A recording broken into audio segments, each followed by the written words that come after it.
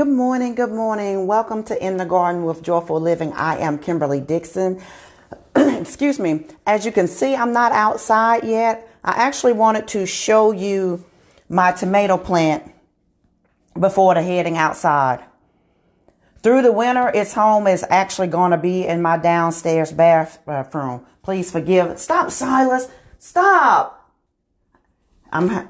We're having not really technical difficulties, but my cat is destroying my plant, and now my cord is hung in the actual tomato plant. Bear with me.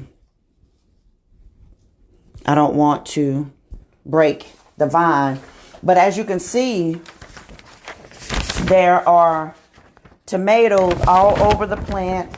There's some more there that are in various stages of growth. However, I've already noticed that indoors it grows at a much slower rate than it does outside. When it was outdoors, I could actually see the growth from one day to the next.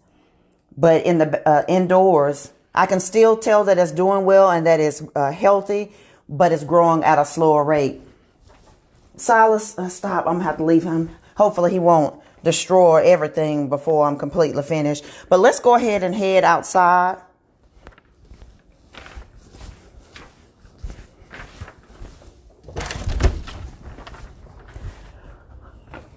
It's cold this morning, but as you can see, the fall plants are still doing well. Fall plants are much hardier than summer plants, and they can withstand the cold. They won't bloom again this season, but they will stay they will stay green well into the season because they were designed for this. They were designed for the cooler temperatures, which that leads me to my topic for today, which is growth. So please share the video if you haven't already done so. Growth has a couple different definitions. But before I start that, let me get a sip of coffee. You see the beautiful mug that my friend in California, Carolyn, sent to me for my birthday. It's huge. You could, I would not feel that with coffee that is entirely too much coffee, but I love the cup and it's beautiful. So, growth actually has a couple different definitions. The first one is a stage in the process of growing, which refers to the physical size of a thing, the process of growing. And then there is the progressive development. This is the evolution of a thing or a person. Then there is expansion or growth, such as the growth of an organization. So today, we're talking about growth in all of those different areas. Excuse me, the wind is blowing out here this morning. It's a little chilly, but it's actually not that bad after I've been out more than once today, so I've gotten acclimated to it. But last night, I had the pleasure of attending the second anniversary of Love is a Parable. Love is a Parable is a nonprofit organization that focuses on love, education, and kindness. I really appreciate the love education because the organization really helps to break down the misconceptions about what love is and isn't. This is really important because what some people think is love is not really love. It's control, manipulation, and other things. And that's not love. So it's really important that we learn what love really is and what it really should look like. I got involved with the organization because to become the Joyful Living Life Coach, I had to learn how to love myself and I had to learn how to love others. Love and joy go hand in hand. You can't have one without the other. They are a byproduct of each other. If you have love, joy is a natural byproduct of that. If you have joy, you've got to have love. There's just no way around it. So it was only natural that Joyful Living with Kimberly Dixon would get connected with Love is a Parable. I've been involved with the organization almost from the beginning. The anniversary that was last night at Tara Henry's Studio Authors and Arts was beautiful. There was music and food and lots of beautiful, beautiful people. The room was filled to capacity with families and business and community leaders, men and women, black and white. There are so many leaders in the room that I actually won't start to call names because I don't want to forget somebody. And there were activists, nonprofit organizations, business and technology. Every arena that you can think of was represented in some way or another. At one moment, Jay and we stood outside on the sidewalk, and I said, Jay, look at this. Do you see the growth that has occurred from one year to the next? I was at the first anniversary, and it was a great event, but last night was nothing compared to that first year. In 1 year, the organization expanded in its physical size. There were more people there. It grew in its impact. They conducted more classes and community service, and its revenue and donations grew. Love is a Parable experienced growth in every way. That didn't happen by coincidence or by happenstance. So today we were going to discuss the things that contribute to growth, whether that is an individual or an organization. I don't know what's going on Facebook. I can't see anybody's comments or anything. But if you're on, please share the video. And good morning to everybody who's joined us. I just can't physically see the people that are coming on. It's showing me a number, but it's not showing me the names associated with it. So please share the video. So first and foremost, the thing that contributes to growth is your environment. Today, we are going to focus entirely on the environment because it is so important. Environment is critical to growth. The environment has to be conducive to growth. A plant needs light, water, and nutrients to grow. If it doesn't get those things, eventually it will wither and die. A growth environment for people is one in which there are like-minded individuals who stretch and challenge you to do the things outside of your comfort zone. I told my mentor once that he scares me, not in the sense that I'm afraid of him, but in a way that he is constantly asking me to do things that I've never done before. That's scary. He pushes and challenges me. And as scared as I am, as afraid as I am, somehow, some way, I do it. I complete the task. Because of his constant pushing, I have grown exponentially, personally and professionally. You need a mentor in your life. A growth environment means that you have a mentor. Whether you're in business or not, you need a mentor. A mentor will stretch you mentally, emotionally, and spiritually. Proverbs 15:22 says in the New King James Version that without counsel, plans go awry. But with many counselors, they succeed.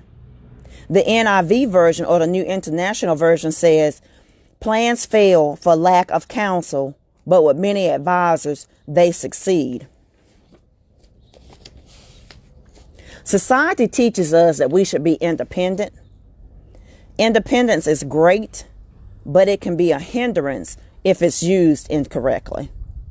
We need people. As an individual, it may take decades to learn through trial and error. But if we simply ask someone who has traveled down the same road, we can shave decades off of our timeline. But some of us are so independent that we refuse to ask for help even when we know we need it. Then your environment will determine the rate at which you grow. Take my tomato plant for example. It grows best in a warm, sunny environment. It will grow indoors under a light bulb, but it is at a much slower rate. Again, good morning to everybody who has joined. I can't see the names, so please continue to watch. But I hope that you will stay on this morning, please. I can see that there are people joining us, but it won't show me the names this morning. So thank you for joining us. Please share the video if you're on with us. Take my tomato plant, for example. It grows best in a warm, sunny environment. It will grow indoors during the fall. It will grow indoors under a light bulb, but it's at a much slower rate. If I leave it outside during the fall, the cold weather will eventually kill it. The environment that you are in as a person will, number one, will cause you to grow quickly, or number two, it can cause you to grow slowly, or three, it can cause you to wither and die. Love as a Parable grew quickly this past year because of the organizations and people that it aligned itself with. Please share the video, guys. Growth or development will happen at different rates during different seasons of our lives as individuals. For example, if you're dealing with a health issue, you might grow a little more slowly during this season, but you are still experiencing growth if you keep working. Just like my tomato plant, it'll grow more slowly indoors, but it's still growing. We can't and shouldn't compare ourselves to other people. We have no idea what resources, support, or even stamina that they have. I included stamina here because everybody is built differently. Some people function perfectly off of 4 or 5 hours of sleep. Some need a solid 8. Stop comparing yourself to other people and expecting to get and have what they have. You don't know the sacrifices they made to get where they're at or to get what they have. My business grew extremely slow the first few years because I was in excruciating pain. And then I spent most of 2016 recovering from the 3 surgeries that I had in 2015. But here's the deal. I didn't stop working on my business, my mission, or my purpose. I used what I was currently experiencing as an opportunity to pour into other people. While I was recovering, I wrote 4 self-help books for people experiencing arthritis, total knee replacement, getting prepared for total knee replacement, or going through what to expect after total knee replacement. I didn't wait for the season of recovery to end or to pass. I continued to work during that season. It was just at a slower rate because of the season that I was in. I was still growing, but I was slowly growing. I'm just like that tomato plant. I was just like that tomato plant in the bathroom. Some environments will cause you to grow rapidly, others more slowly. But long as you continue to grow, that's what's important. Remember that the race is not given to the swift, but to those who endure to the end. Regardless of what season that you're in, don't stop working. Don't stop growing. Then there are environments that will actually cause your death. It can come quickly or it can be slowly, but the end result is the same.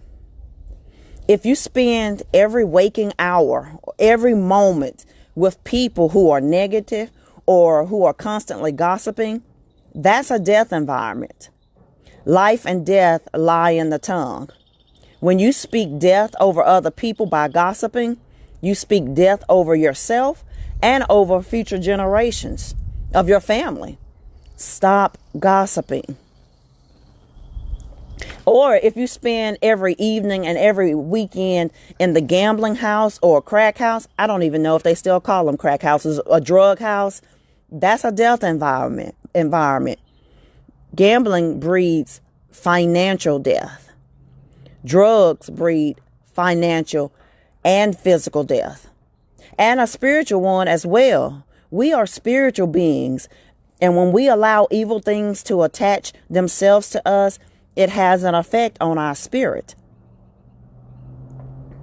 The last component of growth is self-development.